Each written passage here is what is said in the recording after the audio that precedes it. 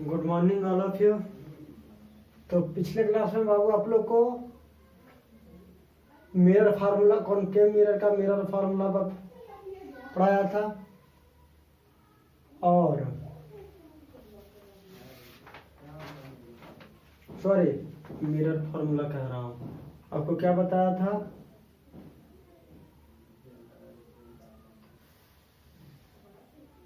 Spherical mirror का आप बताया था कि स्फेरिकल मिरर कितने टाइप के होते हैं, कॉनकेव मिरर क्या होता है, कॉन्वेक्स मिरर क्या होता है, ये सब के बारे में डिस्कस किया था।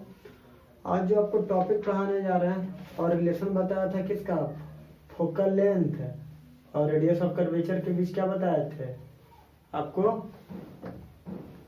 फार्मूला बताया था। तो क्वेश्चन क्या है बाबू, लिखे तो क्वेश्चन है बाबू, रेडियस और कर्वेचर एंड फोकल लेंथ से related. If the radius of curvature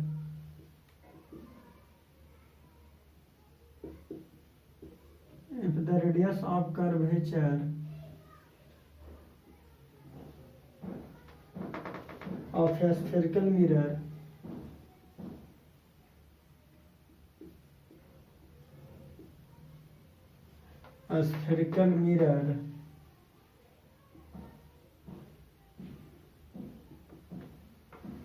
is 20 centimeter. What is its focal length? What is its focal length? Focal length क्या होगा? ध्यान दीजिए बाबू, एफ इक्वल टू होता क्या है, रेडियस अपॉन 2, और आपको गिवन क्या है, radius of curvature of a spherical mirror. Spherical mirror का रेडियस ऑफ कर्वेचर क्या है, r equal to 20 centimetre given है, और आपसे फाइंड आउट करने के लिए क्या कर रहा है एफ, तो 20 अपॉन 2 क्या आ जाएगा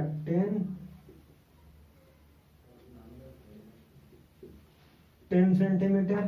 तो फोकल लेंथ क्या आ गया बाबू, 10 सेंटीमीटर। नेक्स्ट क्वेश्चन क्या है बाबू, if the focal length of a convex mirror is, if the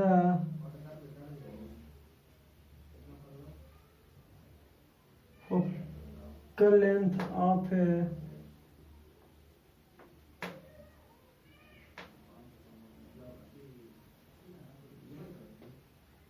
convex mirror is 30 centimeter, what is its radius of curvature? What is its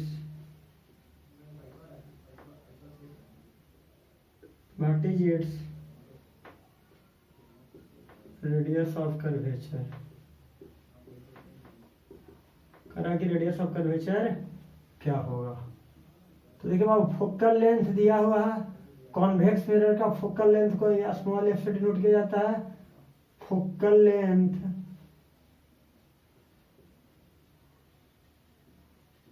small f equal to कितना, 30 centimetre.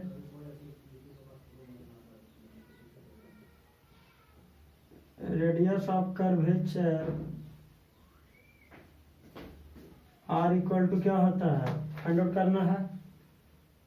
तो radius of curvature क्या होता है, r equal to 2 into f होता है, 2 into 30 centimetre equal to 60 centimetre. Radius of curvature r क्या हो जाएगा, 60 सेंटीमीटर हो जाएगा। कोई दिक्कत? कोई दिक्कत नहीं।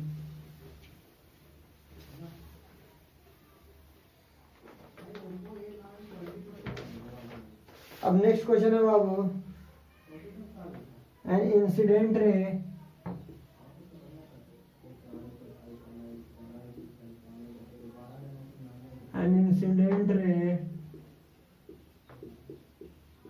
makes an angle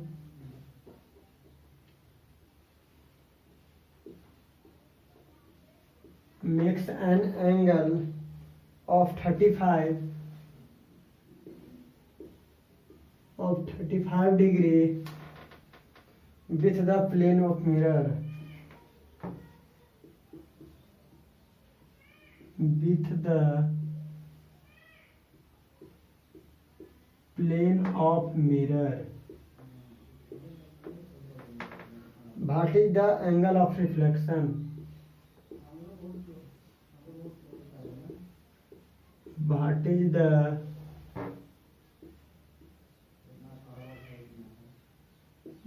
the angle of reflection? Angle of reflection क्या होगा? ध्यान दीजिए बाबू, एन इंसिडेंट रे, ये आपका मिरर है बाबू, कोई दिक्कत? और यहाँ पे रे क्या करती है? इंसिडेंट कर रही है। और इंसिडेंट रे एंगल किसके साथ बनाता है? नॉर्मल के साथ बनाता है। तो नॉर्मल के साथ कितना डिग्री बना? 35 डिग्री। और ये एंगल रिफ्लेक्टेड रे होगा। और अब बताइए, हम बताए थे लॉ ऑफ रिफ्लेक्शन से क्या पढ़े थे बाबू कि जितना एंगल, तो देखो बाबू एंगल मिरर के साथ बना रहा है, सॉरी ये जो एंगल बन रहा है ना, ये मिरर के साथ 35 डिग्री बन रहा है। Angle of 35 degree plane mirror के साथ 35 डिग्री बन रहा है। तो एंगल आई है और ये क्या है? एंगल आर हो गया। ठीक है, कोई दिक्कत? एंगल आई और एंगल आर। तो एंगल आई क्या होगा? 90 माइनस, क्यों कहते देखो ये तो नॉर्मल है ना, ये 90 डिग्री और ये अब इंसिडेंट रे है और मिरर के साथ ये 35 डिग्री। तो 90 में से 35 को माइनस करेंगे तो आई इंसिडेंट रे आ जाएगा। तो incident ray equal to angle 90 minus 35 equal to 55 degree. कितना degree? 55 degree. By law of reflection, by law of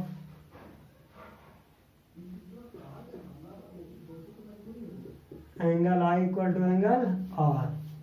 law of reflection से क्या हो जाएगा? एंगल आई किसके इक्वल हो जाएगा? एंगल आर के इक्वल हो जाएगा। तो एंगल आई कितना था? 55 डिग्री इक्वल टू एंगल, तो एंगल आर इक्वल टू क्या आ जाएगा? 55 डिग्री। ये दिक्कत नहीं। तो हमें क्या पूछा था? What is the angle of reflection? तो एंगल ऑफ रिफ्लेक्शन कितना आ गया? 55 डिग्री। क्यों?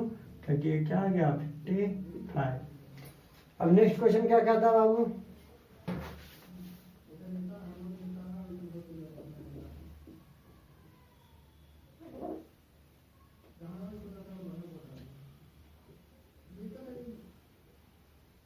If an object is placed at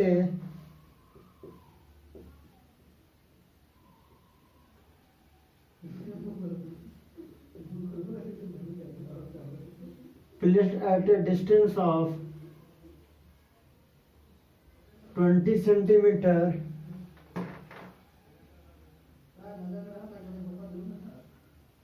in front of a plane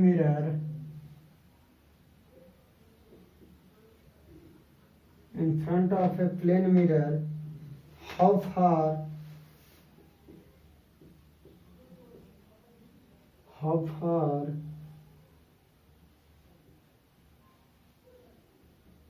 would it be from its image? कह रहा है कि बताइए, एन ऑब्जेक्ट है जो 20 सेंटीमीटर के डिस्टेंस पर है, किससे? प्लेन मिरर से। तो आपसे कह रहा है कि आप इमेज कितने डिस्टेंस पर होगा, इमेज कितने डिस्टेंस पर होगा ऑब्जेक्ट से। तो आपका प्लेन मिरर है बाबू। बताइए कोई दिक्कत? अब ध्यान दीजिए, मान लो कि इसका वो मान लो पॉइंट, अगर ऑब्जेक्ट अगर ऑब्जेक्ट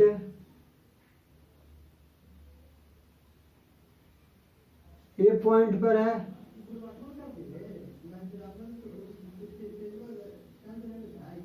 ट्वेंटी सेंटीमीटर के डिस्टेंस पर है, तो देखिए बाबू अब क्या पड़ेगा प्लेन मिरर में कि जितना डिस्टेंस पर ऑब्जेक्ट होता है उतना ही डिस्टेंस पे क्या होता है, इमेज भी फॉर्म होता है। तो 20 सेंटीमीटर के डिस्टेंस पर, तो कह रहा है कि हाउ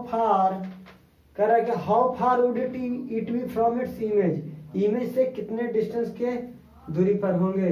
तो distance between object and image, distance between object and image, image और ऑब्जेक्ट के बीच का डिस्टेंस कितना हो जाएगा,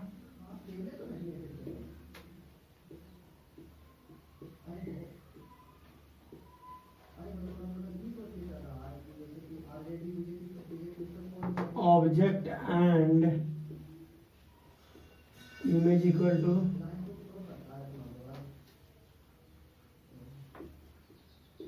20 centimetre plus 20 centimetre 40 centimetre. Image distance क्या हो जाएगा, दोनों के बीच 40 सेंटीमीटर का डिस्टेंस हो जाएगा। क्यों, कहते तो मिरर है, एम और एम डैश को मिरर मान लीजिए, कोई दिक्कत है नहीं। ताकि जितना डिस्टेंस पर प्लेन मिरर में क्या बताते कि जितना डिस्टेंस पर ऑब्जेक्ट होता है उतना ही डिस्टेंस पर क्या बनता है, उसका इमेज भी बनता है, उतना ही डिस्टेंस पर क्या बनता है, इमेज भी बनता है प्लेन मिरर में। और सेम साइज भी बनता है, भी आपको बताया गया है कि जो हाइट होगा ऑब्जेक्ट का वही हाइट होगा इमेज का। अब नेक्स्ट क्वेश्चन देखिए बाबू, नेक्स्ट क्वेश्चन क्या कहता है,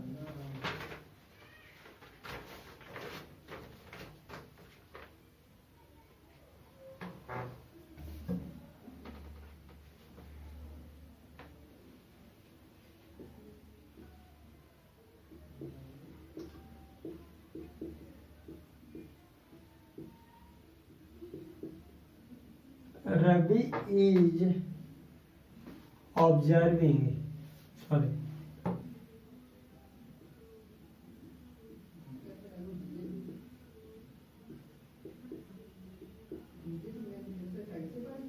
observing his image in a plane mirror, in a plane mirror. The distance between the mirror and his image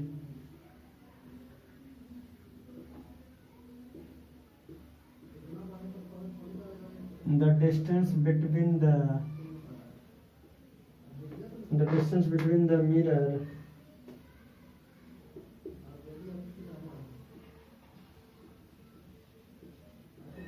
and his image is 5 meter.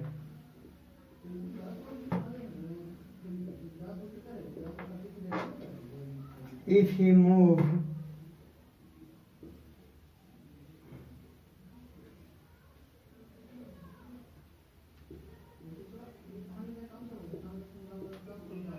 if he move 1.5 meter towards the mirror,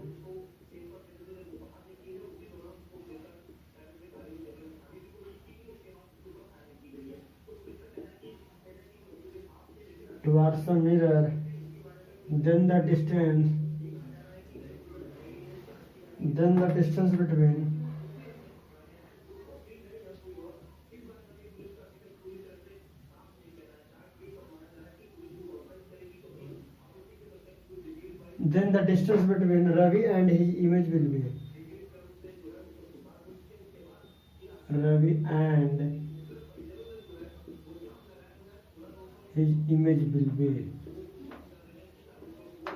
ध्यान दीजिए बाबू, कहता है कि Ravi is observing his image, कहता है कि रवि जो है प्लेन मिरर में अपने इमेज को ऑब्जर्व करता है, ठीक है। The distance between the mirror and his image is 5 metre.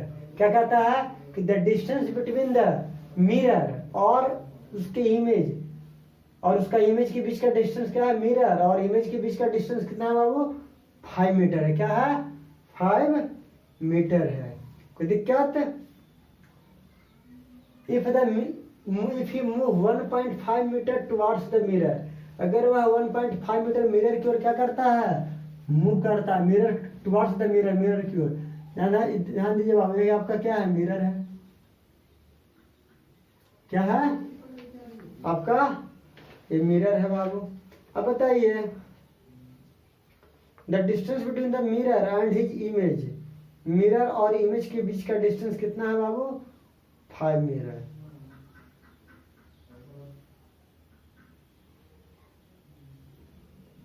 बाबू यहां पे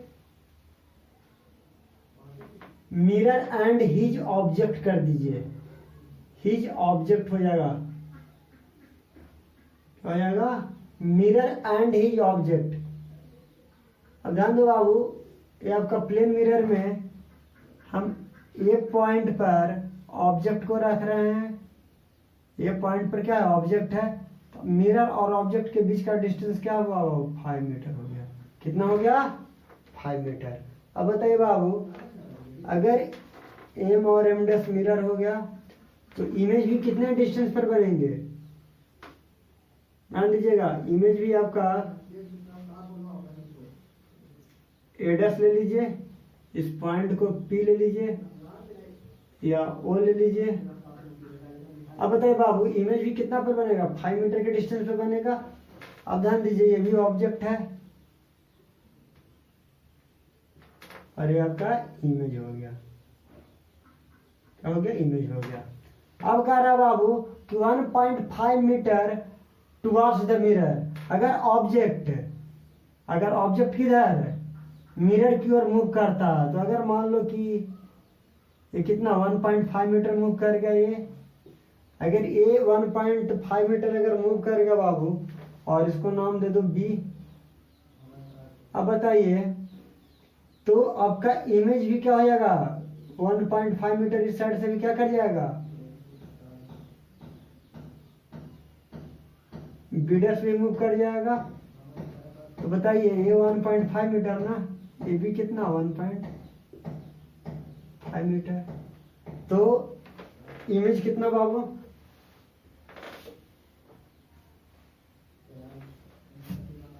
अब देखिए, और जब इमेज, ये भी 1.5 मीटर मूव कर जाएगा इमेज। तो ध्यान दीजिए बाबू, distance between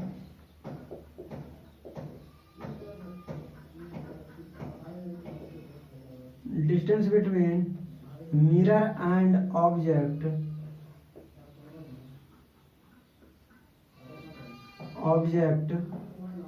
O B equal to 5 minus 1.5 metre. तो कितना हो जाएगा? 3.5 metre. Distance between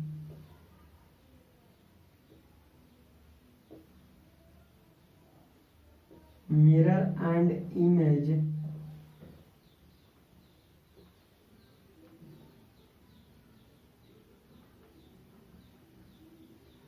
OB dash equal to 5 minus 1.5 metre.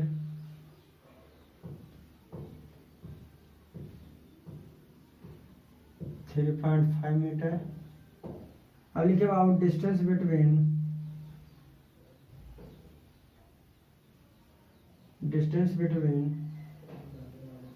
Object and image,